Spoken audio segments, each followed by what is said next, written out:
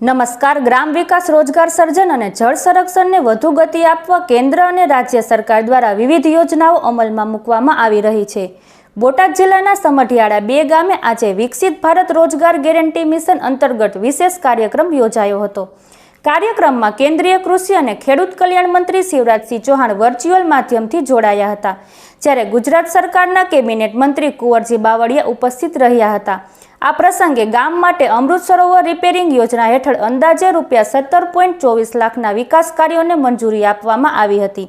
સાથે જ રોજગાર ગેરંટી યોજના હેઠળ ગ્રામ્ય પરિવારોને મળતા 100 દિવસના રોજગારને વધારી 125 દિવસ કરવાની તેમજ સમયસર રોજગાર ન મળે તો બેરોજગારી ભથ્થું આપવાની મહત્વપૂર્ણ માહિતી પણ આપવામાં આવી હતી।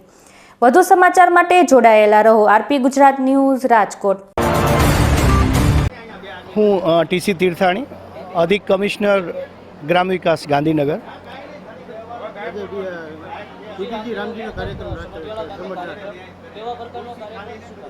જી, આજરોજ માનનીય કેન્દ્રીય મંત્રી શ્રી શિવરાજસિંહ ચૌહાણ છે એ સમગ્ર ભારતમાંથી વીબીજી રામજી જે યોજનાનો શુભારંભ કરાવી રહ્યા છે અને એ શુભારંભ સંદર્ભે પ્રત્યેક રાજ્યમાં એક સ્થળ પસંદ કરીને એ રાજ્ય કક્ષાનો કાર્યક્રમ ત્યાં યોજવા માટેની જે સૂચનાઓ થઈ આવેલી એ પ્રસંગે એ અન્વયે આજે અહીં ગુજરાત રાજ્યના બોટાદ જિલ્લાના બોટાદ તાલુકાના સમઢિયાળા 2 ગામે આ રાજ્ય કક્ષાનો કાર્યક્રમ છે એ યોજવામાં આવેલો છે અને માનનીય એમઓઆરડી શ્રી શિવરાજસિંહ ચૌહાણ સાહેબ છે એ અહીંયા વીસીના માધ્યમથી છે એ અહીંયા શ્રમિકો સાથે એમણે ઇન્ટરેક્શન કરેલો છે।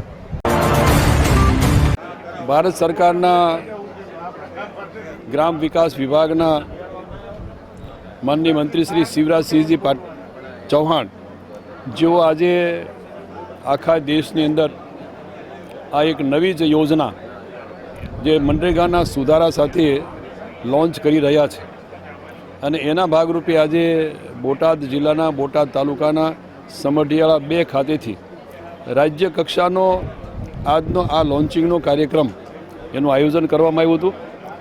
વિકસિત ભારત ગેરંટી ફોર રોજગાર એન્ડ આજીવિકા મિશન ગ્રામીણ એટલે વીબીજી રામજી આ રાજ્ય કક્ષાના આજના પ્રસંગમાં આ વિસ્તારના સૌ સન્માનની ધારાસભ્ય આદરણીય ટુંડિયાજી અને સંગઠનના હોદ્દેદારો, પદાધિકારીઓ સૌની ઉપસ્થિતિમાં આજના કાર્યક્રમનું અહીંયા લોન્ચિંગ કરવામાં આવ્યું। વિકસિત ભારત ગેરંટી ફોર રોજગાર એન્ડ આજીવિકા મિશન આ ગ્રામીણ આ યોજના જે વીબીજી રામજીના નામથી ઓળખાય છે એ અગાઉ આ યોજના મહાત્મા ગાંધી રાષ્ટ્રીય ગ્રામીણ રોજગાર ગેરંટી એટલે મનરેગાના નામથી જે ઓળખાતી હતી તેમાં થોડા સુધારાઓ સાથે આ યોજના મૂકવામાં આજે એનું લોન્ચિંગ કરવામાં આવ્યું છે। આ આજીવિકાને વધુ મજબૂત બનાવવાના એક ઉદ્દેશ્ય સાથેની આ વિકસિત ભારત 2047ને એક વિકસિત રાષ્ટ્ર તરીકે જે રીતે દેશના વડાપ્રધાન જોઈ રહ્યા છે એની એક પરિકલ્પનાને સાકાર કરવાના ઉદ્દેશ સાથે આ યોજનાનું લોન્ચિંગ થયું છે। આમાં ખાસ કરીને મનરેગાના 100 દિવસમાં જે રોજગારી મળતી એના બદલે 125 દિવસ સુધીની રોજગારી મળશે, જેને લીધે લોકોની એટલે ગ્રામીણ કારીગરોની એને આવક અને આર્થિક સુરક્ષા પણ મળશે। એની સાથે આ યોજના હેઠળ વ્યક્તિને રોજગારની માંગ કર્યા પછી જો 15 દિવસમાં કામ ન મળે તો એને ખાસ કરીને એને બેરોજગારી ભથ્થું આપવાનું થશે। સમયસર જો એને ચૂકવણું ન થાય તો એ વખતે એ સમય જેટલા દિવસો હોય એનું કમ્પેન્સેશન એને આપવામાં આવશે। આ રીતનું ખાસ કરીને આ યોજનાની અંદર જળ સુરક્ષા, મુખ્ય ગ્રામીણ અવસંરચના એટલે કે જે ખાસ કરીને પાકા સ્ટ્રક્ચરો જેમાં બનાવી શકાય ગામની અંદર આંગણવાડી વગેરે, એની સાથે આજીવિકા સંબંધી સંપત્તિઓ એકઠી કરવામાં આવશે। એની સાથે વાતાવરણને જે રીતે ખાસ કરીને પર્યાવરણની જાળવણીના ઉદ્દેશ સાથેની આ યોજનાની અંદર ટકાઉ યોજનાઓ બને એ માટેનો આમાં સમાવેશ કર્યો છે।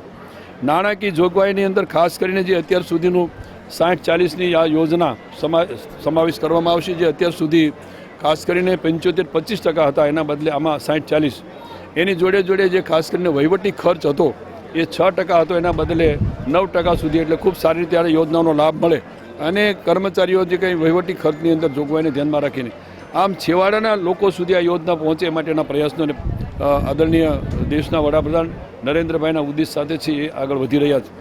આ ટકાઉ વિકાસ એની સાથે સાથે સમાવેશી વિકાસ એની સમાવેશી વૃદ્ધિ પણ થાય અને રાજ્ય સરકારની આ યોજનાઓ સાથે જોડાયેલી ખાસ કરીને જે કેન્દ્ર સરકારની યોજનાઓ છે એ યોજનાઓનો સામેલ કરી અને ગામડું સમૃદ્ધ બને વિકસિત બને એવા ઉદ્દેશ સાથેની આ યોજના જેનું આજે અહીંથી લોન્ચિંગ કરવામાં આવ્યું છે અને આવતા દિવસોમાં હજુ પણ આ યોજનામાં થોડા સુધારાઓ સાથે છેવાડાના લોકો સુધી આ યોજનાનો લાભ મળે અને રોજગારી મળે, આર્થિક અને સમૃદ્ધ બને એવા ઉદ્દેશ સાથેની આ યોજના લોન્ચ કરવામાં આવી છે.